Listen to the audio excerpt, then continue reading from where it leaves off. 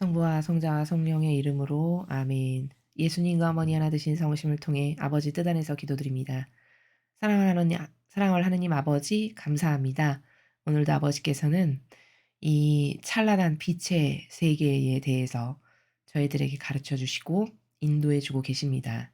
부디 아버지께서 매일 주시는 이 지고하신 사랑에 역겨움이나 모욕을 드리지 않는 올바른 화답을 할 수 있고 아버지께 기쁨만을 드리는 존재가 될 수 있도록 이 강의를 듣는 아버지께 속한 자녀들을 그 은총으로 축복하여 주시옵소서. 아버지 간곡히 청하옵건대 어서 빨리 아버지의 뜻 신적 질서로 대한민국을 다스려 주시옵기를, 이 나라의 모든 영혼이 그것만이 유일하게 따라야 될 질서라고 인정할 수밖에 없는 그런 가치관이 있고 질서가 될 수 있도록 그런 날이 하루빨리 오기를 갈망합니다. 자비를 베풀어 주시옵소서. 부디 한 달여 후에 있을 대통령 선거에서 아버지께서 선택하신 영혼을 이 나라에 살아가는 국민들이 뽑을 수 있도록 수호천사님이시여 모든 부정선거와 마귀가 뿌려놓은 덫으로부터 구해주시고 살려주시옵소서. 각각의 수호천사님들께서 아버지께서 원하시는 후보를 이 나라에 살아가는 모든 국민이 뽑을 수 있도록 인도하여 주시고 이끌어 주시옵기를 갈망으로 축원드립니다. 이 모든 기도 우리 주 예수 그리스도의 이름으로 기도드리나이다. 아멘. 성부와 성자와 성령의 이름으로 아멘. 안녕하십니까? 하나님의 뜻 성교의 피아스니아입니다. 오늘은 아버지께서 자녀들에게 어떤 말씀을 하실까요? 여러분들과 함께 학습해 보도록 하겠습니다. 2022년 2월 4일 대중을 위한 메시지. 저 모리는 또다시 하느님 아버지의 성심이라고 알게 된 큰 불꽃을 봅니다. 하느님 아버지께서 말씀하십니다. 자녀들아 거룩한 사랑의 모범이 되는 삶을 살아라. 다른 모든 일을 먼저 생각하여라. 인내심을 가지고 친절히 대하여라. 다른 이들이 너희 안에서 이런 점들을 볼 때 그들은 이 메시지들의 마음에 끌리게 될 것이다. 끌리게 될 것이며 너희가 가지고 있는 것을 가지고 너희가 아는 것을 알게 되길 원할 것이다. 모든 것이 너희에게 어떻게 영향을 미칠지 늘 그것을 염려하며 살아가지 마라. 이것은 이기심의 전형이다. 너희 스스로 모범을 보임으로써 다른 이들이 자신들의 구원을 향해 나아갈 수 있도록 그들을 돕기에 노력하여라. 그렇게 하면 너희는 말하지 않고도 설교하는 것이다. 주님의 말씀입니다. 하느님 감사합니다.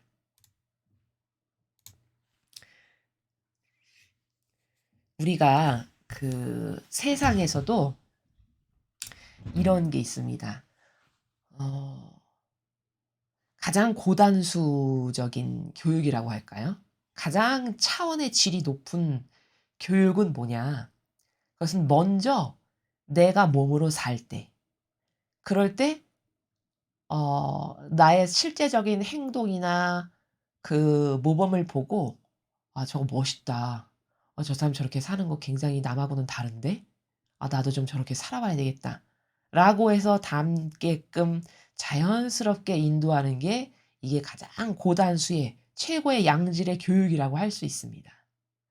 그래서 왜 옛날에 할머니, 할아버님들께서 그 가정교육 하실 때 보면은 "야 부모가 자식의 그 거울이다. 그러니까 몸소 모범으로서 살아야 된다." 이런 말씀을 많이 하시거든요, 옛날 할머님들은요.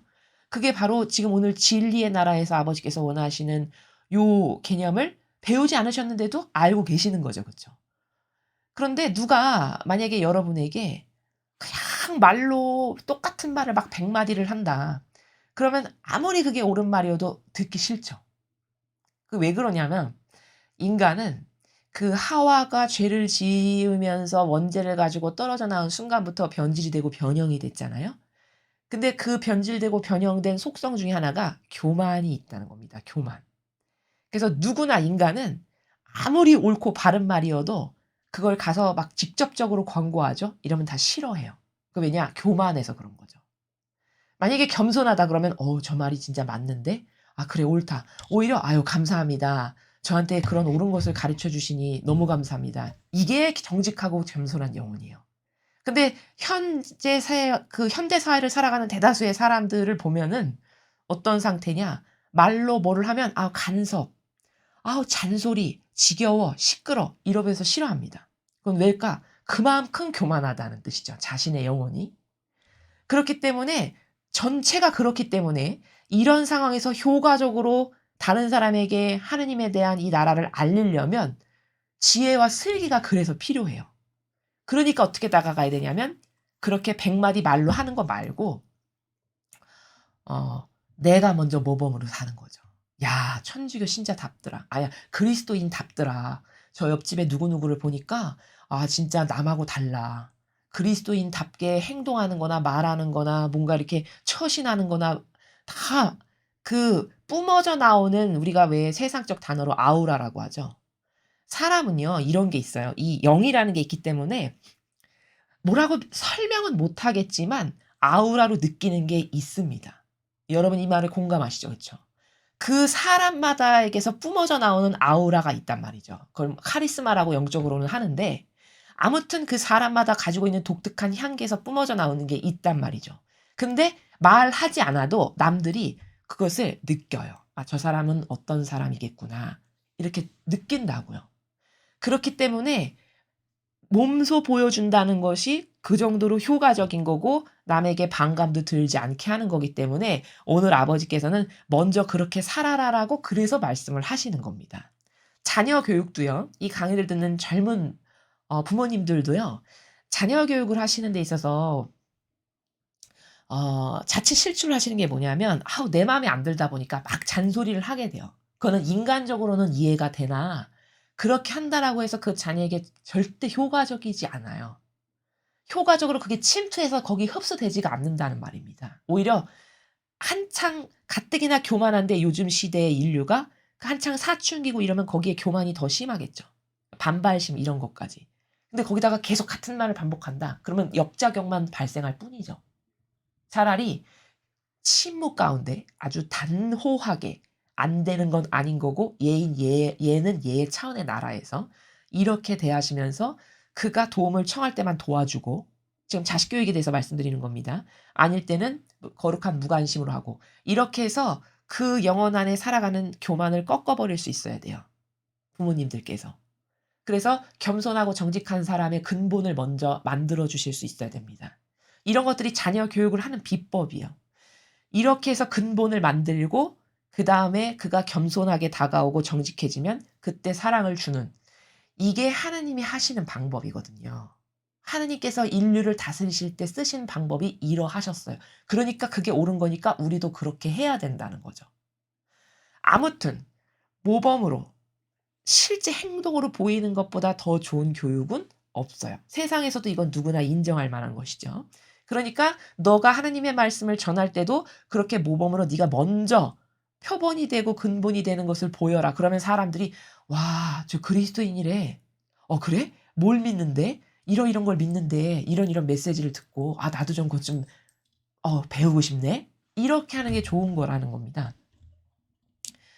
자 그러면은 첫 번째 줄을 보시면요. "자녀들아 거룩한 사랑의 모범이 되는 삶을 살아라." 지금 첫 번째부터 모범이라는 단어를 쓰셨죠, 아버지께서. 그쵸? 그러면 모범은 누구셨죠? 하느님의 거룩한 사랑을 행하신 모범은 예수님과 성모님이셨어요. 너도 예수님과 성모님 같은 정신세계의 나라, 그 차원의 나라, 그분이 행하셨던 행동, 말 그런 것을 '아 예수님은 이때 어떻게 하셨을까? 아 아마 이렇게 하셨을 거야.'라고 그분이 행하셨을 법한 것을 하는 그런 모범을 구현하는 삶을 살아야 된다. 이런 말씀입니다. 다른 모든 일을 먼저 생각하여라. 인내심을 가지고 친절히 대하여라. 다른 이들이 너희 안에서 이런 점들을 볼 때 그들은 이 메시지들의 마음이 끌리게 될 것이며 너희가 가지고 있는 것을 가지고 너희가 아는 것을 알게 되길 원할 것이다. 지금 제가 말씀드린 나라죠. 그쵸? 이웃 간에는 뭐가 필요한 거냐? 그냥 인내로 기다려 주고 수용해서 받아들이는 이것만이 필요한 거예요. 그렇죠? 그게 전 세계적인 막강한 악의 영향력을 끼치는 이런 악이 아닌 다음에야 가족 간에 이웃 간에는 다 자비의 나라에서 수용하고 끌어안는 그런 인내와 사랑과 온유와 친절 이런 나라에서 대해야 된다고 지금 아버지도 말씀하고 계시죠. 그리고 우리가 그런 예수님이나 성모님을 닮은 예수님이나 성모님이 백성들에게 그렇게 대하셨잖아요. 다가오는 영혼들에게 그렇게 대하셨잖아요. 그러니까 너도 예수님처럼 인내심을 가지고 친절히 대하고 너를 먼저 생각하기 전에 다른 사람을 먼저 생각하고 이거 다 모범을 예수님과 어머니께서 보이셨단 말이죠. 그러니까 너도 그런 모범으로 살아라.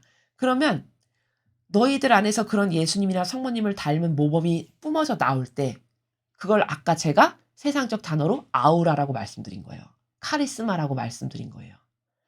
그걸 볼 때 그 향기는 누구나 느껴요. 설명은 못 해도. '아 뭐 남하고 다른데?' 이렇게. 그러면 마음이 끌리게 되겠죠. 동요가 되고. 그러면 다가올 거라는 얘기죠. 그럴 때 '아 이런 거예요.' 하면서 이렇게 알려줄 수 있는 이게 효과적인 거다 가장 이런 말씀을 하시는 겁니다. 모든 것이 너희에게 어떻게 영향을 미칠지 늘 그것을 염려하며 살아가지 마라. 자, 이게 오늘 전체 주신 그 메시지의 핵심인데요. 너에게 어떻게 영향을 미칠지 그것을 염려하며 살아가지 마라. 이게 무슨 뜻일까요? 사람은 심지어 종교 생활에서도요. 내가 좋아지려고 종교 생활을 해요. 그렇죠? 과거의 우리를 생각해 보죠. 우리가 하나님을 처음에 믿게 된 거는 물론 모든 사람이 그렇진 않겠습니다만 내가 고통이 많고 내가 이런 것 좀 잘 됐으면 좋겠는데 믿고 의지할 사람이 없어. 하나님 저를 좀 도와주세요. 제가 이렇게 고통스러운데 이것 좀 없애주세요. 이런 목적으로 다가가요. 대다수는. 어떤 얻고 싶은 것이 있어서. 그렇죠?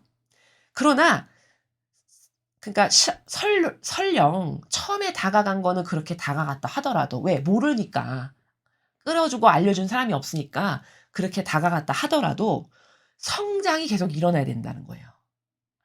자녀도 유치원, 초등학교 때는 부모님이 먹여주고 입혀주고 목욕시켜주고 모든 수족의 모든 손발의 역할을 다 해주는 게 당연하지만 그 자녀가 고등학생이 되고 대학생이 되고 청장년이 되는데도 그때까지도 수족이 되고 손발이 돼준다는 건 이건 불구자예요, 불구자. 그쵸? 이건 불구자인 겁니다. 그건 옳은 게 아니고 이상한 거 잘못된 거예요. 신앙도 마찬가지죠. 30년, 40년, 50년을 다녔는데도 맨날 못 좀 주세요, 못 좀 주세요. 저는 이게 필요하고 이게 이렇게 한다면은 그 불구자랑 다를 바가 뭡니까?